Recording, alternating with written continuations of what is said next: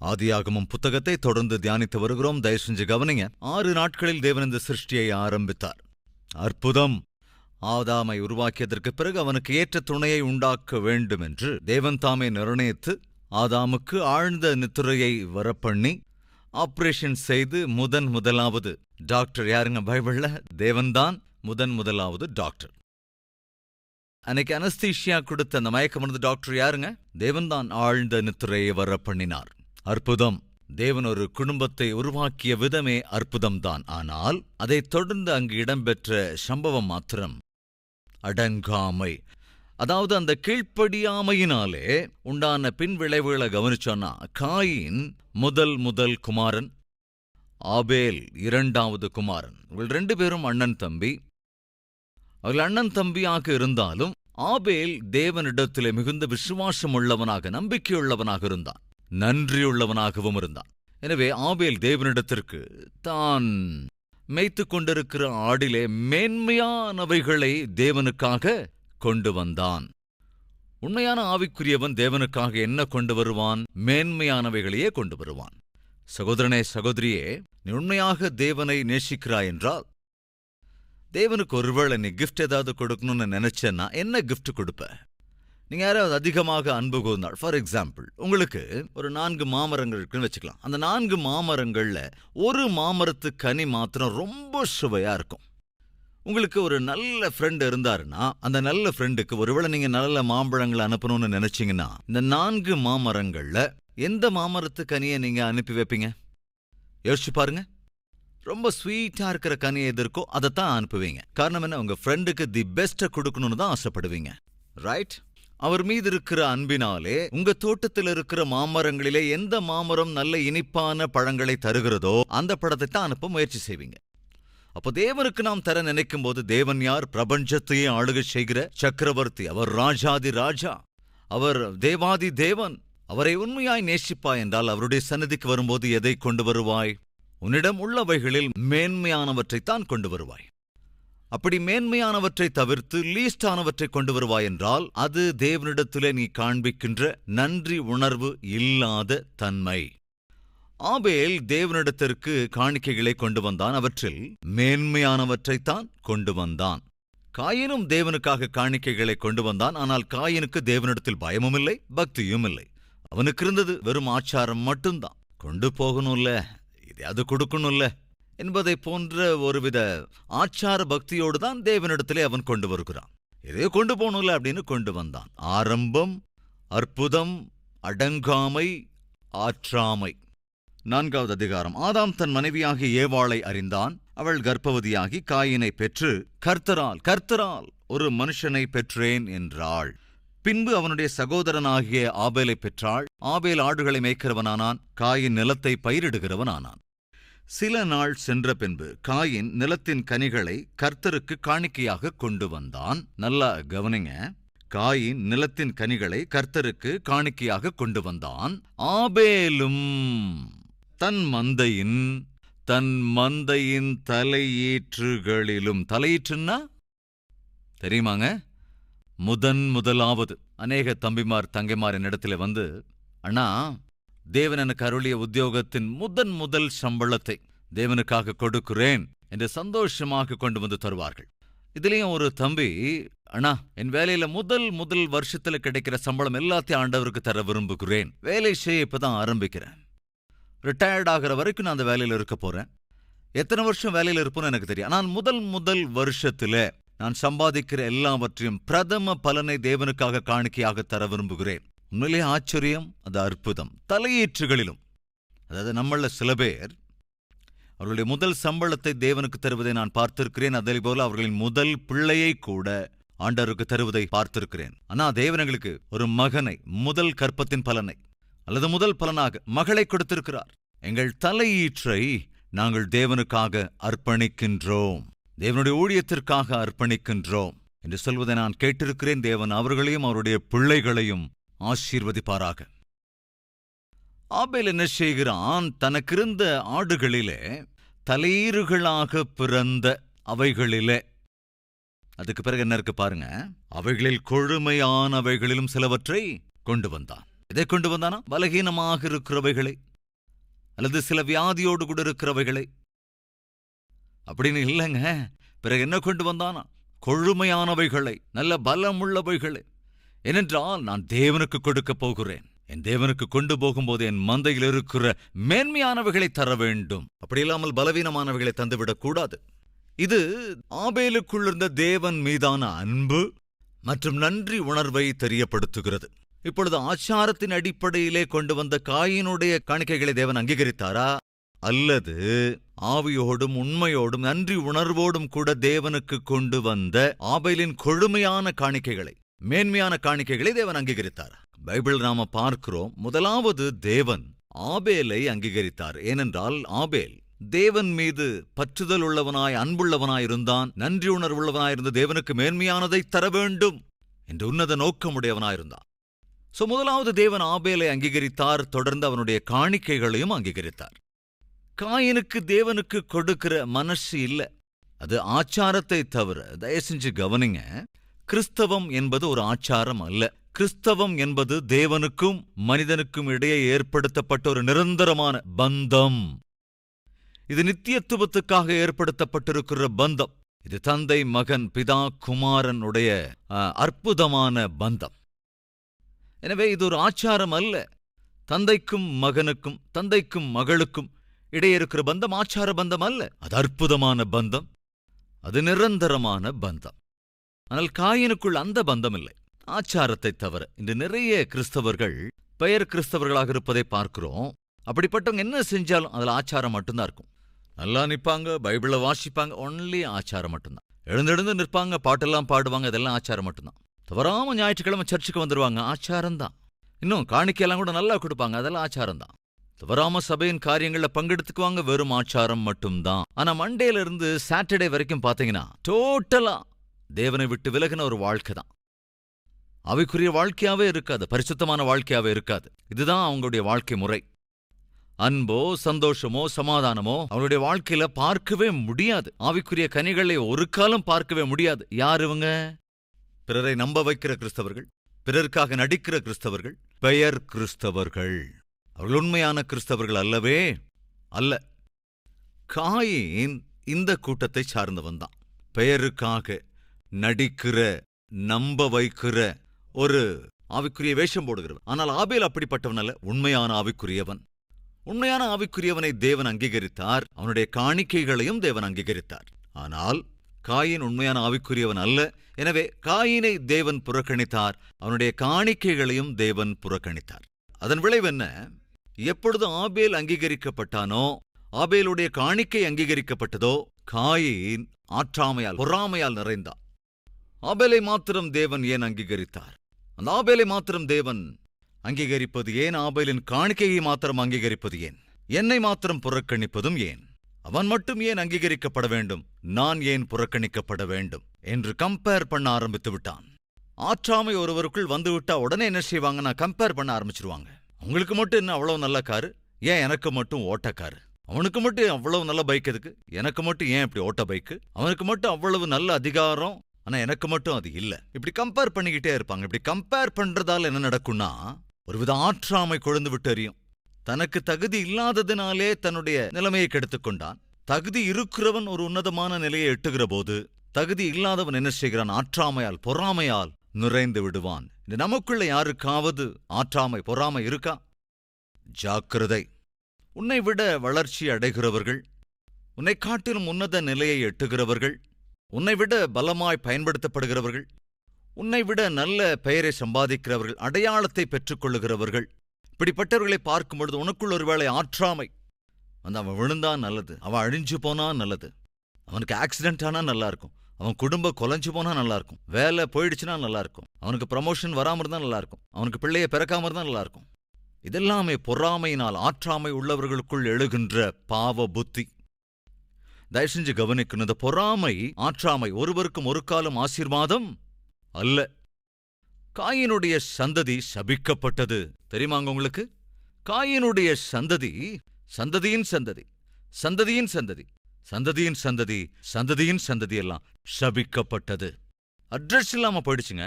2 சவுல். தாவீது ஆவிக்குரியவன், தேவனால் அபிஷேகம் செய்யப்பட்டவன். அற்புதமான ஆவிக்குரியவன். அது மாத்திரமல்ல, தேசமே ஆபத்துக்குள்ளாக இருந்தபோது சவுலும் சவுலோடு இருந்த சேவகர்களும் கூட பெலிஸ்தர் கரங்களிலிருந்து தேசத்தை காப்பாற்ற எந்த முயற்சியும் எடுக்காத போது தன்னுடைய உயிருக்கே துணிந்து தாவீது முன்னுக்கு வந்து கோலியாத்தை முறியடித்தான். அப்படி கோலியாத்தை அவன் கொன்றபோது அந்த தேசத்தில் இருந்தவர்கள் எல்லோருமே கோலியாத்தை கொன்று தேசத்தை காப்பாற்றியதனாலே தாவீதை பாராட்டினார்கள். தாவீதை குறித்து புகழ்ந்து பாட ஆரம்பித்து விட்டார்கள். அப்ப சவுல் என்ன செஞ்சிருக்கணும்? அவர்களோடு சேர்ந்து அவனும் கைதட்டி இருக்க வேண்டும். சவுலும் ஜனங்களோட சேர்ந்து சந்தோஷப்பட்டிருக்க வேண்டும். ஆனால் ஆற்றாமை, என்னை விட தாவீதை அதிகமாக புகழ்கிறார்கள், என்னை காட்டிலும் தாவீதை அதிகமாய் கனப்படுத்துகிறார்கள், என்னை விட தாவீதுக்கு அதிக அட்டென்ஷனை கொடுக்கிறார்கள், அவனால ஆற்ற முடியல. சகோதரிகளே, அது நல்லதல்ல. சில மனைவிமாருக்கு கணவனை பார்த்தா ஆற்றாமை இருக்கும், சில கணவன்மாருக்கு மனைவியை பார்த்தா ஆற்றாமை வந்துடும், சில தம்பிமாருக்கு அண்ணனை பார்த்தா ஆற்றாம, சில தங்கைமாருக்கு அக்காவை பார்த்தா ஆற்றாம, அக்காவுடைய படிப்பை பார்த்து ஆற்றாம பொறாம, அக்காவுடைய அழகை பார்த்து ஆற்றாம, அக்காவுக்கு கிடைச்சிருக்க நல்ல பேரை பார்த்து ஆற்றாம. ஒரு 10 பேர் அக்காவை குறிச்சு நல்ல வார்த்தை பேசினா மனசுக்குள்ள அப்படியே எரிய ஆரம்பிச்சிருது. அண்ணனை குறித்து 10 பேர் ஏதாவது நல்ல வார்த்தை சொல்லி வாழ்த்துனா தம்பியா உனக்கு ஆற்றாம பொறாம, அது நல்லது அல்லவே அல்ல. ஆற்றாமை பொறாமை பயங்கர ஆபத்தானது. காயீனுக்கு ஆபேல் மீது பொறாமை. ஜாக்கிரதையா நாம பார்த்தோன்னா காயீனுடைய சந்ததி அட்ரஸ் இல்லாம போயிடுச்சுங்க.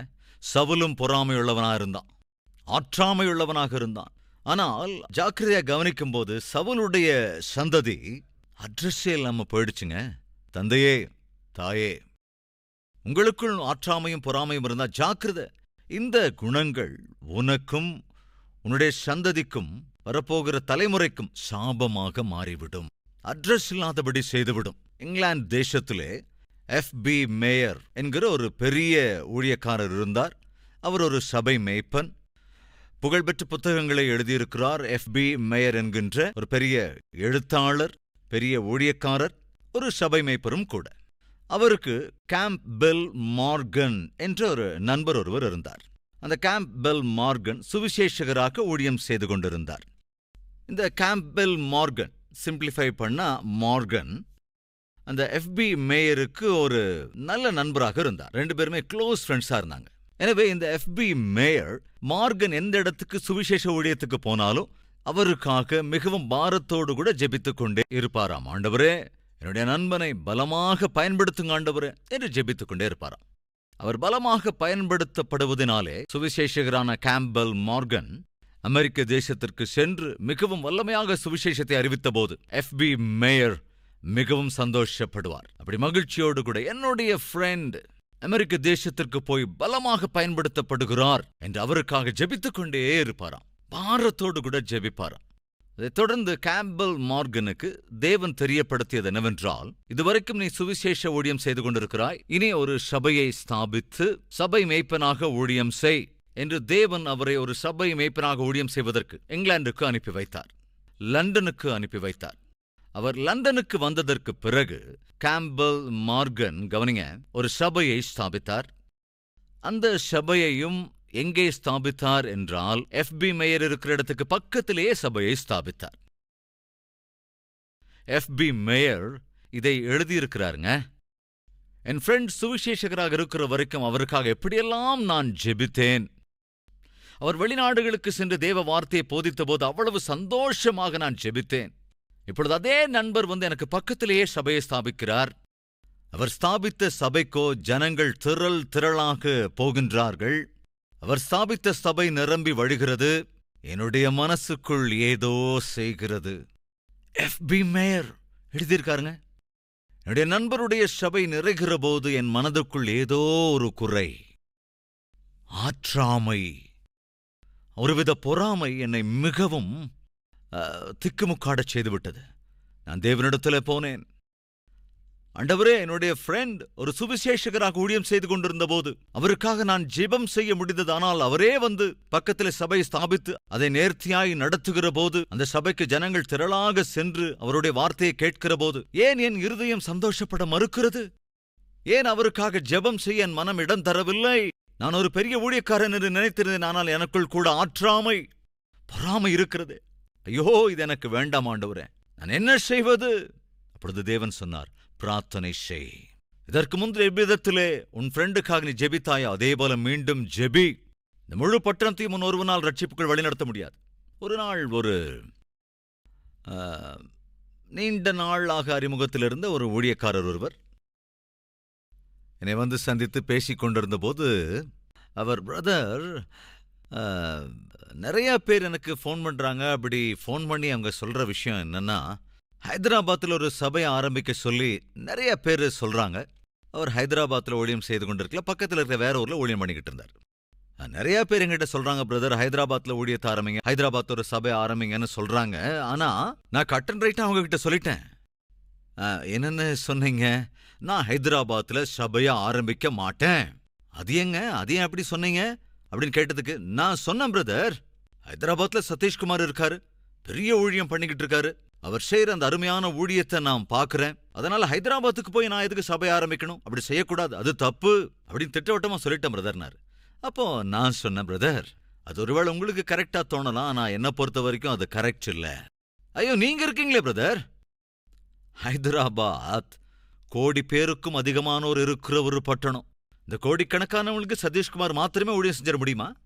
யோசிச்சு பாருங்க, செய்ய முடியாது. அதைத்தான் அவர்கிட்ட சொன்னேன். பிரதர், அப்படி இல்லை, தேவன் ஒருவேளை தம்முடைய சித்தத்தின்படி உங்களை ஹைதராபாத்துக்கு கொண்டு வந்து ஊழியம் செய்யணும் அப்படின்னு சொன்னா நீங்க ஊழியம் செய்யணும். ஏன்னா சதீஷ்குமார் மாத்திரமே முடியாது ஹைதராபாத் மொத்தத்திற்கும் ஊழியம் செய்யறதுக்கு. உங்களை மாதிரியானோர் நூற்றுக்கணக்கானோர் வந்தாலே தவிர இத்தனை பேருக்கு ஊழியம் செய்வது சாத்தியமாகாது. வாங்க, உடனே வந்து சபை ஆரம்பிங்க என்று நான் அவரிடத்துல சொன்னேன். ஆனா அதே நம்முடைய கால்வரி டெம்பிள் போய் எங்கேயாவது ஒரு சின்ன ஊர்ல வேற ஏதாவது பட்டணத்துல சபையை ஆரம்பிக்கணும்னா யார் வேணா சபையை ஆரம்பிக்கட்டுங்க, ஆனா அந்த நெட்டையான ஆள் மாத்திரம் ஆரம்பிக்கவே கூடாது. என்னங்க இந்த நெட்டையான ஆள் செஞ்ச பாவம்? தேவனுடைய தூய வார்த்தைகளை போதிப்பதுதான். யார் வேணாலும் சபை ஆரம்பிக்கட்டும், சதீஷ்குமார் மாத்திரம் இங்க வந்து ஆரம்பிக்க கூடாது. காரணம் என்ன? சதீஷ்குமார் எங்கேயாவது மீட்டிங் போட்டா ஆயிரக்கணக்கானோர் லட்சக்கணக்கானோர் வந்து அந்த மீட்டிங்ஸ்ல கலந்துக்கிறாங்க. எதுக்காக வந்து கலந்துக்கிறாங்க? போதிக்கின்ற வார்த்தையிலே வல்லமை இருக்கிறது. தேவ வார்த்தை அநேகருடைய வாழ்க்கைகளை சரி செய்கிறது என்ற நம்பிக்கையில் தான் எல்லாரும் வராங்க. ஏங்க, இன்னைக்கு தேவன் தருகிற பணி ஊழியம் எல்லாம் அதுதானே. தேவன் தருகிற தாளந்துகளை மல்டிப்ளை பண்ண சொல்றாரா இல்லையா? எனவே தேவன் அழைத்த அழைப்பின்படி நான் தேவனிடத்தில் என்ன கேட்பேன் தெரியுங்களா? ஆண்டவரே, 4 சபை போதும் ஆண்டவரே. இந்த கால்வரி டெம்பிளை ஸ்தாபித்து இந்த அளவுக்கு கொண்டு வருவதற்கு இதுவரைக்கும் 40 வருடங்கள் ஆகியிருக்கிறது. இன்னும் எத்தனை காலம் உயிரோடு இருப்பனோ தெரியாது. எனவே 4, அதாவது வடக்கு, தெற்கு, கிழக்கு, மேற்குன்னு 4 சபைகள் போதும் ஆண்டவரே. அதற்கு மேல் நான் எதையும் ஆசைப்படவில்லை என்று நான் ஜெபித்த போது தேவன் திட்டவட்டமாய் சொன்னார், 40 சபைகள்.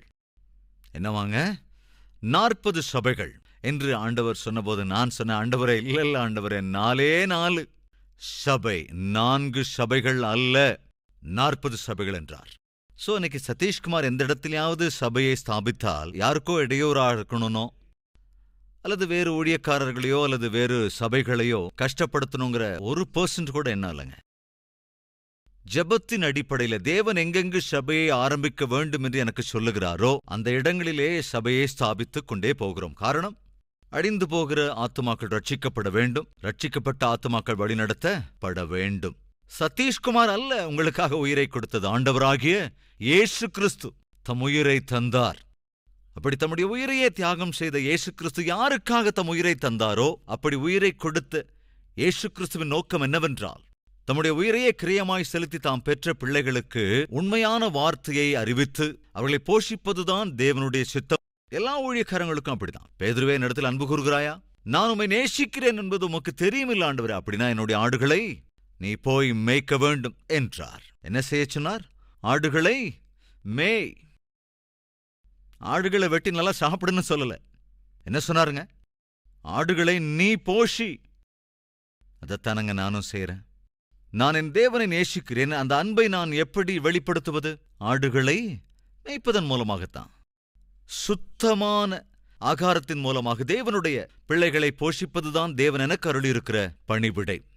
FB மேயர் தன்னுடைய நண்பரே வந்து சபையை ஸ்தாபித்த போது தாங்கிக் கொள்ள முடியல. ஆற்றாமையும் பொறாமையும் தன்னுடைய மனதிற்குள் வந்து அவரை திக்குமுக்காட வைத்து விட்டது. அப்பொழுது தேவன் சொன்னார், உன்னுடைய நண்பனுக்காக நீ ஜெபிக்க வேண்டும். மாத்திரமல்ல, உன்னுடைய நண்பனுடைய சபைக்கு போ, இந்த சபையில் நீயும் போய் உட்கார், உன் ஃப்ரெண்டுடைய பிரசங்கத்தை நீயும் கேளு. அந்த சபைக்கு சென்று மனப்பூர்வமாக உன்னுடைய நண்பனுக்காக ஜெபித்து அவனை ஆசீர்வதித்து விட்டு வா. ஆண்டவரே, சபையை ஆரம்பிச்சதே என்னால தாங்கிக்க முடியல, நீ அவர் சர்ச்சுக்கே போய் அங்கேயே உட்கார்ந்து எப்படி ஆண்டவரே? அதுதான் உன் ஆற்றாமை போவதற்கான மருந்து.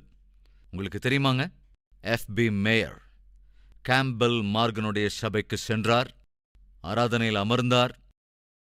தன்னுடைய நண்பர் தேவ வார்த்தையை பிரசங்கிக்கிற போது எல்லோரும் கேட்டு கைகளை தட்டி மெய்மறந்த போது தானும் கூட மனப்பூர்வமாய் அதை கேட்டார். தானும் கைகளை தட்டினார், மனப்பூர்வமாக அவரை ஆசீர்வதித்தார். ஆண்டவரே, என் நண்பனுடைய இந்த சபையை இன்னும் அதிகமாக ஆசீர்வதிங்க ஆண்டவரே. இன்னும் ஆயிரக்கணக்கானோர் வந்து உம்முடைய இந்த சபையிலே வார்த்தையை கேட்டு தங்களுடைய வாழ்க்கையை சரி செய்து கொள்ளும் வகையில அதிகமாக ஆசீர்வதிங்க ஆண்டவரே என்று மனப்பூர்வமாய் ஜெபித்தார். தொடர்ந்து என்ன நடந்தது தெரியுமா?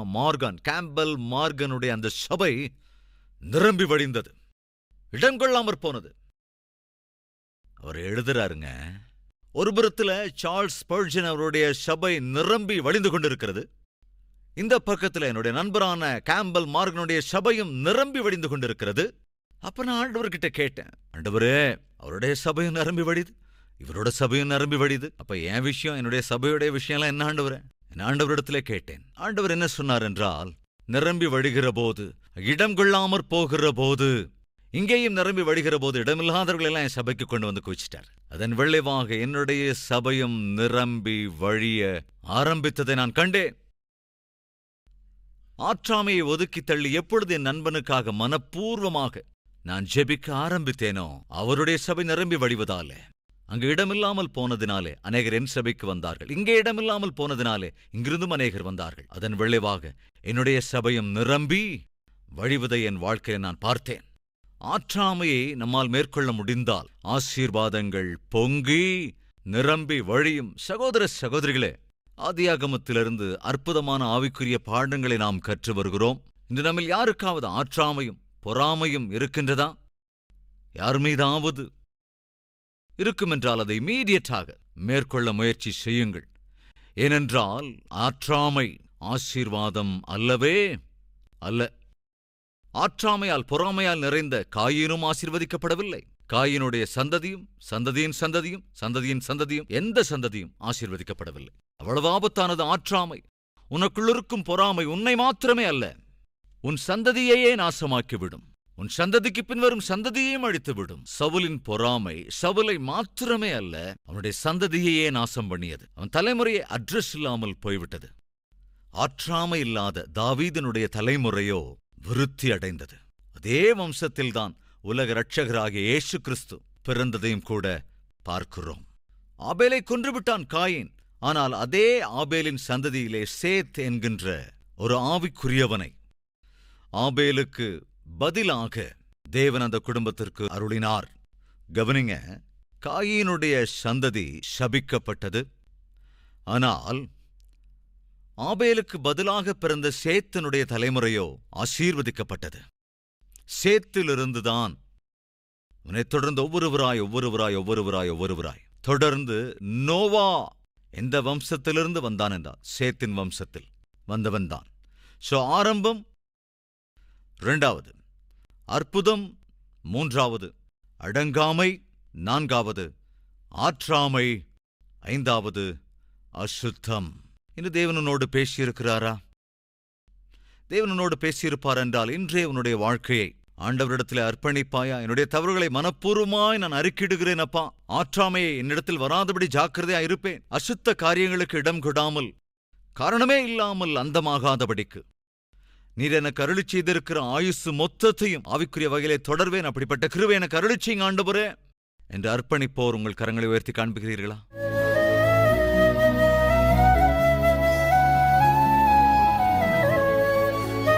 மகா பரிசுத்தமும் அன்பும் நிறைந்த பிதாவே, ஆரம்பத்தை குறித்து, அற்புதத்தை குறித்து, அடங்காமையை குறித்து, ஆற்றாமையை குறித்து தெளிவாய் திட்டவட்டமாய் எங்களோடு இன்றும் பேசியிருக்கிறீர்.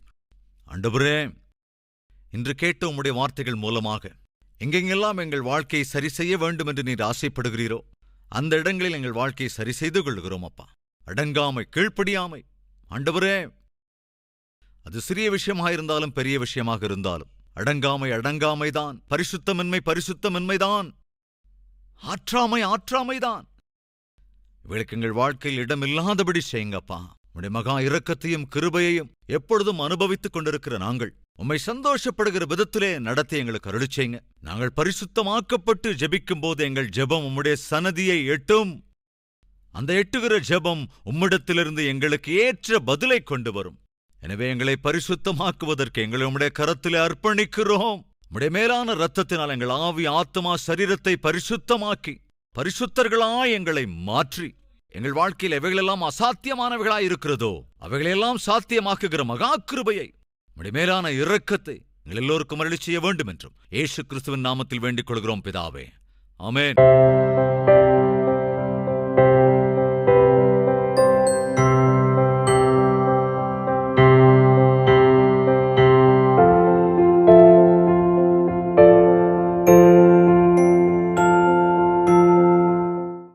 எங்கள் முகவரி: கல்வரி, தபால் பெட்டி எண் 30, குக்கட்பள்ளி, ஹைதராபாத் 72.